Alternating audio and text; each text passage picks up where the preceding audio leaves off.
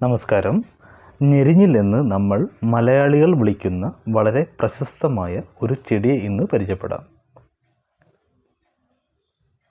ഔഷധ സസ്യമായ ഞെരിഞ്ഞിൽ രണ്ട് തരമുണ്ട്. ചെറിയ ഞെരിഞ്ഞിൽ അഥവാ മധുര ഞെരിഞ്ഞിൽ, പിന്നെ വലിയ ഞെരിഞ്ഞിൽ എന്ന കാട്ടുഞെരിഞ്ഞിൽ. രണ്ടിൻ്റെയും ഗുണങ്ങൾ സമാനമാണെന്ന് അഷ്ടാംഗ ഹൃദയം പറയുന്നു. കാട്ടുഞെരിഞ്ഞിലിനാണ് ഗുണം അധികമെന്ന് രാജനിഘണ്ടുവിലും പറയുന്നു. ട്രിബുലസ് ടെറസ്ട്രിയസ് എന്നതാണ് ചെറിയ ഞെരിഞ്ഞിലിൻ്റെ ശാസ്ത്രീയ നാമം. ഇതിനെ ഗോക്രൂ, പങ്ക്ചർ വൈൻ, കാൽട്രോപ്പ്, യെല്ലോ വൈൻ എന്നൊക്കെ ഇംഗ്ലീഷിൽ അറിയപ്പെടുന്നു. ഗോഷൂര എന്ന് സംസ്കൃതത്തിലും അറിയപ്പെടുന്നു. സൈഗോഫിലേസിയ ഫാമിലിയിൽപ്പെട്ട സസ്യമാണ് ഇത്.